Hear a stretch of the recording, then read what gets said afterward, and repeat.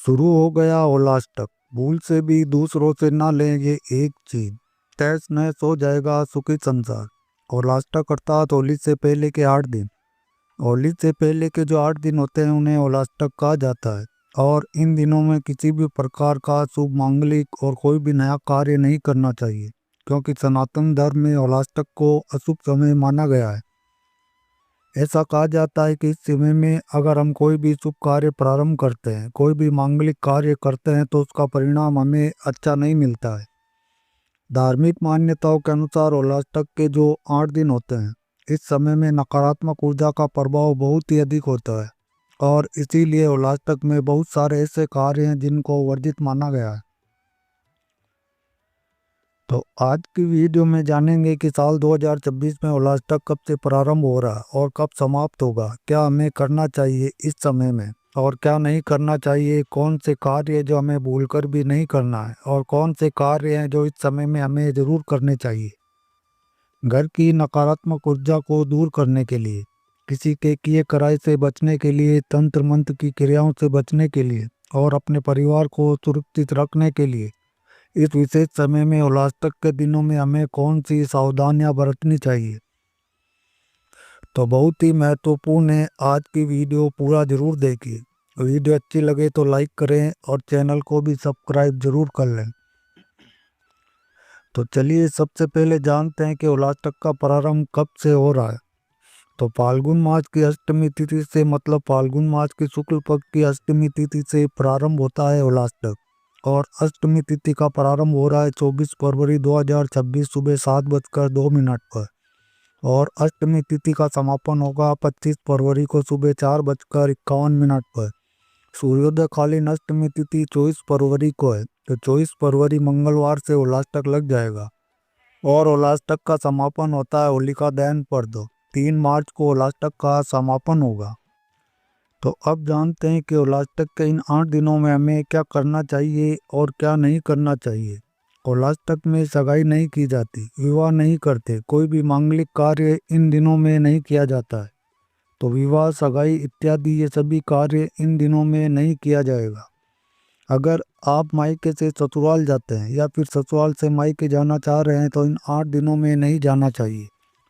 अब इनमें भी देखिए कई प्रकार की बातें होती है। मान लीजिए जैसे कि नई बहू बेटियों की विदाई का समय हो तो नहीं करना चाहिए। पहली बार आना जाना हो तो बिल्कुल नहीं जाना आना चाहिए।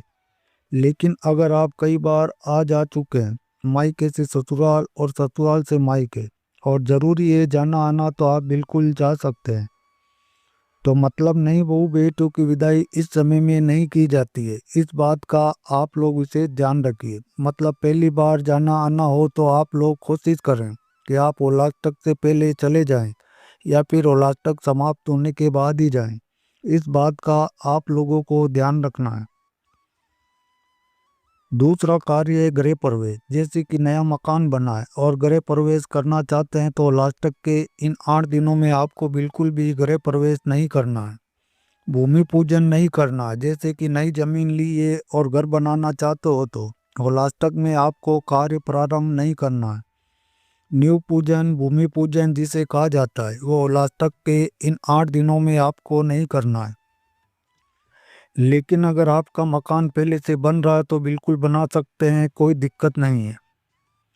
मतलब बनते हुए मकान को नहीं रोकना है, लेकिन घर बनाने का प्रारंभ इस समय में आपको नहीं करना है और नए घर में प्रवेश भी नहीं करना।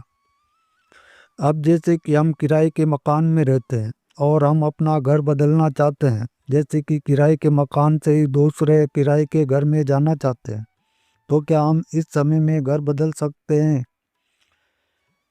आप जहाँ भी रहते हैं वहीं आपका घर है, चाहे फिर आप किराया देकर रह रहे हो, लेकिन घर तो तब तक के लिए आपका ये जब तक कि आप किराया देते हो। तो ऐसे में आपको लास्टक के ये 8 दिनों में किसी भी प्रकार से अपने स्थान का परिवर्तन, अपने घर का परिवर्तन नहीं करना चाहिए। अब जैसे कि बहुत ज़रूरी हो घर बदलना, जैसे कि महीना पूरा हो गया, घर हमने देख लिया और उसी समय में हम घर बदलना चाहते हैं, तो क्या हम बदल सकते हैं? तो फिर क्या कीजिए कि आप पहले से, जैसे उलास्तक प्रारंभ होगा 24 से, तो 24 से पहले अपना कोई भी सामान उस घर में रख कर आ जाएं। मतलब कुछ भी सामान आप उस घर में रख सकते हैं, और फिर जब आप जाना चाहें तो उलास्तक में भी जा सकते हैं। वैसे पूरा प्रयास कीजिए कि उलास्तक के इस 8 दिनों में आप अपना घर ना बदलें, चाहे फिर किराए का हो, अपना हो, पुराना हो या फिर नया हो। अगला जो कार्य आपको ध्यान देना है, उलास्तक में आपको कोई भी नया कार्य या फिर नया व्यापार या फिर कोई भी छोटी सी दुकान भी खोलना चाहते हैं, तो आपको उलास्तक में नहीं खोलना। कोई भी नया कार्य इस समय में प्रारंभ नहीं करना है, नहीं तो क्या होता है, उसका परिणाम अच्छा नहीं होता। क्योंकि जो 9 ग्रहों की स्थिति होती है वह उलास्तक में विपरीत होती है, नकारात्मक होती है। तो जब भी हम इस समय में कोई भी नया कार्य करते हैं तो उसमें सफलता की उम्मीद बहुत कम होती है। तो इसलिए इस बात का आप लोग विशेष ध्यान रखें। उलास्तक में कोई बड़ी खरीदारी नहीं करनी चाहिए, कोई निवेश नहीं करना चाहिए। कहीं फिर भी अगर आप पैसा लगाना चाहते हो, चाहे फिर जमीन हो या फिर गोल्ड में, प्रॉपर्टी में, कहीं भी लगाना चाहते हो, निवेश करना चाहते हो, तो इन 8 दिनों में आपको नहीं करना चाहिए। भूमि की खरीदारी या फिर भूमि के लिए अगर आप बयाना भी देना चाहते हो तो इन दिनों में ना दें। कोई मकान खरीदना हो, दुकान खरीदना हो, मतलब कोई भी प्रॉपर्टी, कोई भी मूल्यवान धातु हो, मूल्यवान वस्तु हो, तो इन दिनों में आपको नहीं खरीदना चाहिए। अगला कार्य जो है, आपको ध्यान देना है कि इस विशेष दिनों में किसी भी प्रकार के व्रत इत्यादि का प्रारंभ ना करें। जैसे कि बृहस्पतिवार का व्रत आप प्रारंभ करना चाहते हो, या फिर शुक्रवार का, या फिर शनिवार इत्यादि का। तो कोई भी जो व्रत होते हैं, नया व्रत जिसे आप पहली बार कर रहे हैं, तो उलास्तक में आपको प्रारंभ नहीं करना है। किसी व्रत का उद्यापन कर सकते हैं, नहीं, व्रत का उद्यापन मत कीजिए। अगर आपका कोई भी व्रत पूरा हो गया, जैसे कि 16 सोमवार या फिर 16 बृहस्पतिवार या फिर शुक्रवार का व्रत, तो भी आप एक व्रत और कर लीजिए, और उलास्तक समाप्त होने के बाद आप व्रत का उद्यापन कर लीजिए। तो उलास्तक में आपको व्रत का उद्यापन भी नहीं करना है, और किसी नए व्रत का प्रारंभ भी नहीं करना है। ये कुछ ऐसे कार्य थे जो आपको नहीं करने। आइए अब जानते हैं कि इस समय में हमें कौन से कार्य करने चाहिए। ये जो उलास्तक के दिन होते हैं, इन दिनों में हम पूजा पाठ करते हैं, हवन करते हैं, यज्ञ करते हैं, मंत्रों का जाप करते हैं, कोई भी अनुष्ठान करते हैं, तो इसका फल हमें बहुत अधिक प्राप्त होता है।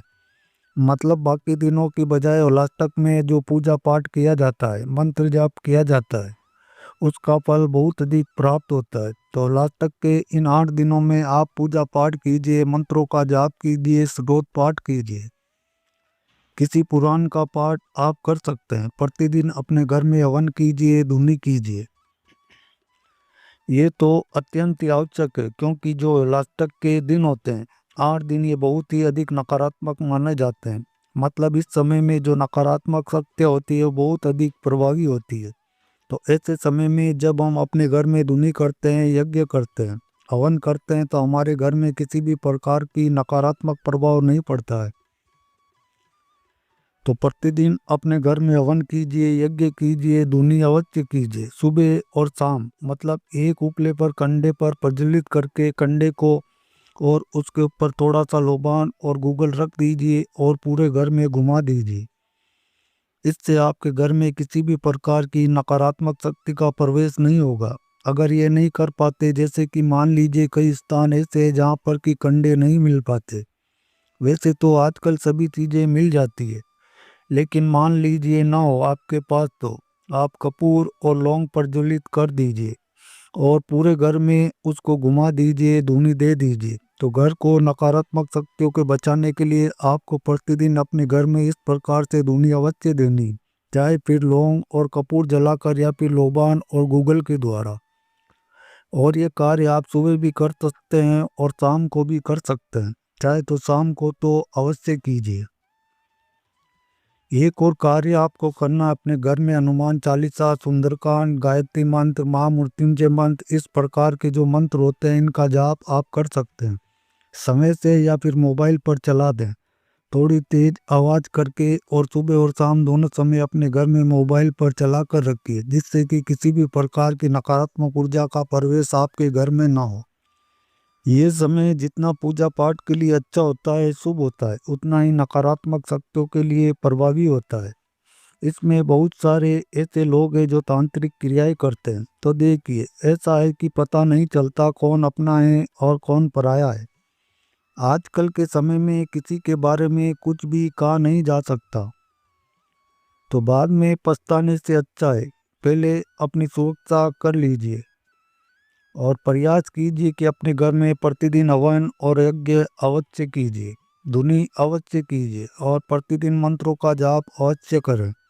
समय से कीजिए या फिर आप मोबाइल पर चला दीजिए। इससे आपके परिवार की सुरक्षा रहेगी। परिवार सुरक्षित रहेगा तो फिर बाकी चीज़ें तो अपने आप ही हो जाती है। तो उलाष्टक के इन 8 दिनों में आपको इन बातों का विशेष ध्यान रखना है। और अब विशेष रूप से महिलाएं ध्यान दें। महिलाओं को इस समय में बाल नहीं कटवाना है, बाल बांध कर रखिए। खुले बालों में नहीं घूमना चाहिए, ऐसा हमारी दादी नानी भी कहा करती थी और अब हम इन्हीं बातों को मानते भी हैं। छोटे बच्चे हैं जिनका मुंडन नहीं हुआ है, उन्हें कभी भी मतलब इन 8 दिनों में तो विशेष रूप से आपको किसी के घर नहीं भेजना है। छोटे बच्चों का जब तक मुंडन नहीं होता है तो उनके बालों की सुरक्षा बहुत ही आवश्यक होती है। बहुत से लोग हैं जो बाल काट लेते हैं बच्चों के और फिर उन पर तंत्र क्रियाएं होती है, तो आप लोग सावधानी रखिए। अगर आपके छोटे बच्चे हैं, उनका मुंडन नहीं हुआ है, तो आपको विशेष रूप से वैसे तो कभी भी नहीं कहीं छोड़ना चाहिए, लेकिन उलाटक में तो विशेष रूप से आपको इस बात का ध्यान रखना है। अब जैसे कई भक्तों को ये जानना है कि उलाटक के दिनों में हम कपड़े खरीद सकते हैं या फिर श्रृंगार की सामग्री खरीद सकते हैं। तो जी हाँ, बिल्कुल खरीद सकते हैं। मतलब कोई बड़ा कार्य नहीं करना है, बाकी जो रोज़मर्रा की चीज़ें होती है वे सभी खरीदी की जा सकती है, वे सभी कार्य किए जाएंगे। तो दोस्तों, उम्मीद करता हूँ और नाटक से जुड़ी हुई ये जानकारी आपके लिए उपयोगी होगी। वीडियो अच्छी लगी है तो वीडियो को लाइक कीजिए, शेयर कीजिए और चैनल पर पहली बार आए हैं तो सब्सक्राइब करके बेल आइकन को ज़रूर प्रेस कर लीजिए। मिलते हैं अगली ऐसी एक नई वीडियो के साथ। तब तक के लिए आप सबका बहुत बहुत धन्यवाद। Thanks for watching all friend.